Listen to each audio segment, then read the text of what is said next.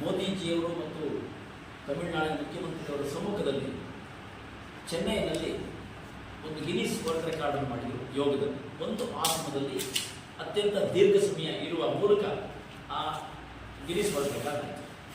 ಇವರಿಬ್ಬರು ಈ ರಜೆ ಶಿಬಿರದ ಸಂಚಾಲಕಿಯಾಗಿ ಪೂರ್ವಿಕಾ ಇರ್ತಾರೆ, ಸಂಚಾಲಕಾಗಿ ಸುಶ್ರುತಿ ಬೇರು. ಹಾಗೆ ಹಿರಿಯ ವಿದ್ಯಾರ್ಥಿಗಳ ಸಮಾವೇಶ ಏನು ನಡೆಯೋದಿದೆ ಅದರ ಸಂಚಾಲಕಿಯಾಗಿ ನನ್ನ ಈ ಕಡೆ ಪಕ್ಕದಲ್ಲಿರುವಂತಹ ರಕ್ಷಿತಾ ಆರ್ ಅವರಿರ್ತಾರೆ. ಇದು ಈ ವಿಷಯದ ಬಗ್ಗೆ ಮಾಹಿತಿಯನ್ನು ಈಗ ಸಂಚಾಲಕರೇ ನೀಡಬೇಕು. ನಂತರದಲ್ಲಿ ನಾನು ಸಮಾಪ್ ಮಾಡ್ತೇನೆ. ವರ್ಷಗಳ ಹಿಂದೆ ಶಿಬಿರ ಎನ್ನುವ ಪರಿಕಲ್ಪನೆ ಇರಲಿಲ್ಲ. ಆಗ ವನಶಿಲೆ ಶಿಬಿರವನ್ನು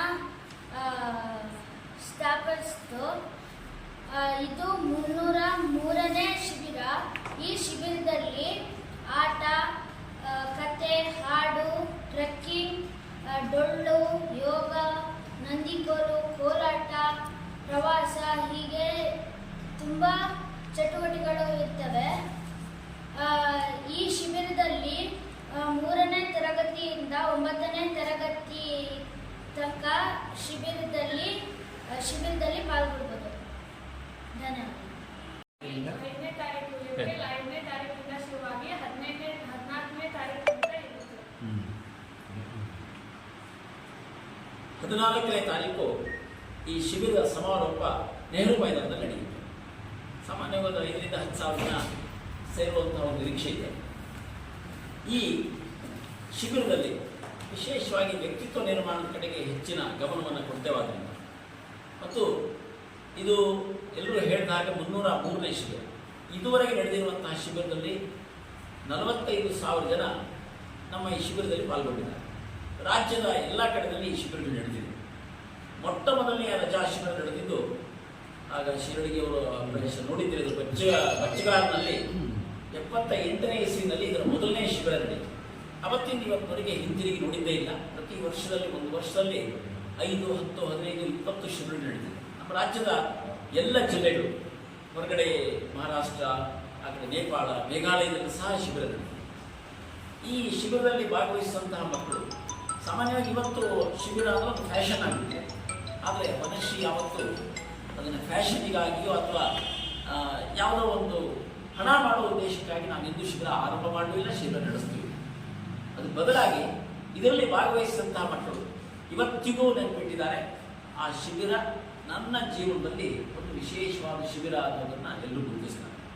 ನಾವು ಕಿಶನ್ ಭಾಗವತ್ ಒಂದು ಮಾತಾಡಿದರೆ ಶಿಬಿರದ ಬಗ್ಗೆ ನನಗಿಂತ ಹೆಚ್ಚು ಚೆನ್ನಾಗಿ ವಿವರ ವಿವರಣೆಯನ್ನು ಕಿಶನ್ ಭಾಗವತ್ ಅಂತಾರೆ. ಡಾಕ್ಟರ್ ಶಿವರಾಮಕೃಷ್ಣ ಅವರ ಮಗ ಶಶಾಂಕ್ ಅವರು ಕೇಳಿದರೆ ಅವರು ಶಿಬಿರದ ಬಗ್ಗೆ ಏನು ಅಂತ ಅವರು ಹೇಳ್ತಾರೆ. ಈ ಶಿಬಿರದಲ್ಲಿ ಭಾಗವಹಿಸಿದ ಮಕ್ಕಳು ನನಗಿಂತ ಚೆನ್ನಾಗಿ ಅದರ ಬಗ್ಗೆ ವಿವರಿಸುವರು. ಮತ್ತು ಅವತ್ತು ನಡೆಯುವಂಥ ಒಂದು ಸಮಾರೋಪ, ಸಾರ್ವಜನಿಕ ಸಮಾರಂಭ ನೆಹರು ಮೈದಾನದಲ್ಲಿ ಏನಾಗುತ್ತೆ, ಅಲ್ಲಿ ಒಂದು ಕಡೆಗೆ ಮೈದಾನದ ಉದ್ದಗಲದಲ್ಲಿ ಕಾರ್ಯಕ್ರಮ ಆಗುತ್ತೆ. ಒಂದು 70ಕ್ಕೂ ಹೆಚ್ಚು ಡೊಳ್ಳು ಏಕಕಾಲದಲ್ಲಿ ನಡೆಸ್ತಾರೆ ಇಡೀ ದೇಶದ ಇತಿಹಾಸದಲ್ಲಿ. ಹಾಗೆಯೇ ಹಗ್ಗ ಸಾಹಸ, ಮಲ್ಲಕಂಬ, ಯೋಗ ಇತ್ಯಾದಿ ಕಾರ್ಯಕ್ರಮಗಳು, ವೇದಿಕೆ ಮೇಲಿನ ಕಾರ್ಯಕ್ರಮಗಳಿಗಿಂತ ಜಾಸ್ತಿ ವೇದಿಕೆ ಹೊರಗಡೆ ಕಾರ್ಯಕ್ರಮ ಇರುತ್ತೆ. ಒಂದು ಆಹಾರ ಮೇಳವೂ ಇರುತ್ತೆ, ಅದು ಸಹ ನೆಹರು ಮೈದಾನದಲ್ಲಿ ನಡೆಯುತ್ತೆ. ಆ ಆಹಾರ ಮೇಳದಲ್ಲಿ ಎಲ್ಲರೂ ರಂಜಿಸ್ತಾರೆ, LED ಸ್ಕ್ರೀನ್ ಇರುತ್ತೆ, ಇತ್ಯಾದಿ ಎಲ್ಲ ಇರುತ್ತೆ. ಹಾಗಾಗಿ ಒಂದು ಕಡೆಗೆ ಶಿಬಿರದ ಸಮಾರೋಪ ಕಾರ್ಯಕ್ರಮ ಮತ್ತು ಒಂದು ಆಹಾರ ಮೇಳ, ಒಂದು ವಿಶೇಷವಾದಂಥ ಒಂದು ಕಾರ್ಯಕ್ರಮ ಅವತ್ತು ನಡೆಯುತ್ತೆ. ಅವತ್ತು ಬೆಳಿಗ್ಗೆ 9 ಗಂಟೆಯಿಂದ ಮಧ್ಯಾಹ್ನ 3 ಗಂಟೆವರೆಗೆ ಹಿರಿಯ ವಿದ್ಯಾರ್ಥಿಗಳ ಸಮಾವೇಶ ಇರುತ್ತೆ. ಮನುಷ್ಯರು ಇದುವರೆಗೆ ಓದಂತಹ ಮಕ್ಕಳ ಒಂದು ಹಿರಿಯ ವಿದ್ಯಾರ್ಥಿಗಳ ಸಮಾವೇಶ ಅದು 14ನೇ ತಾರೀಕು ನಡೆಯುತ್ತೆ. ಇಲ್ಲಿ ಓದುವಂಥವ್ರು ಇವತ್ತು DC ಆಗಿದ್ದಾರೆ, ಇಂಜಿನಿಯರ್ ಆಗಿದ್ದಾರೆ, ಡಾಕ್ಟರ್ ಆಗಿದ್ದಾರೆ, ಉದ್ಯಮಿಗಳಾಗಿದ್ದಾರೆ, ಚುನಾಯಿತ ಪ್ರತಿನಿಧಿಗಳಾಗಿದ್ದಾರೆ.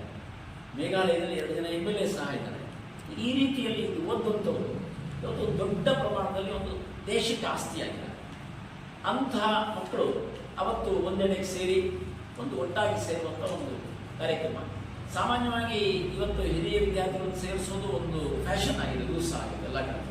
ಆದರೆ ಸಾಮಾನ್ಯವಾಗಿ ಸೇರಿಸಿದಾಗ ಒಂದು ಹಣ ಮಾಡಬೇಕು ಅನ್ನೋ ಕಾರಣಕ್ಕಾಗಿ ಸೇರಿಸ್ತಾರೆ. ಆದರೆ ಮನುಷ್ಯ ಇವತ್ತಿನವರೆಗೆ ಇದುವರೆಗೆ 45 ವರ್ಷಗಳು ಹಿರಿಯ ವಿದ್ಯಾರ್ಥಿಗಳ ಸಮಾವೇಶ ಮಾಡಿದ್ದೇವೆ. ಎಂದು ₹1 ಹಿರಿಯ ವಿದ್ಯಾರ್ಥಿಗಳನ್ನ ನಾವು ಕೇಳಿದ್ದೇವೆ. ಸಂಚಾಲಕಿಯಾಗಿ ರಕ್ಷಿತಾ ಇರ್ತಾರೆ. ಹಾಗೆ ಇದಕ್ಕೆ ಹಿರಿಯ ವಿದ್ಯಾರ್ಥಿಗಳು ಯಾರಿದ್ದಾರೆ ಟೀಮ್ ಇದೆ, ಅದಕ್ಕಾಗಿ ಅವರು ಆ ಕೆಲಸ ನೋಡ್ತಾರೆ.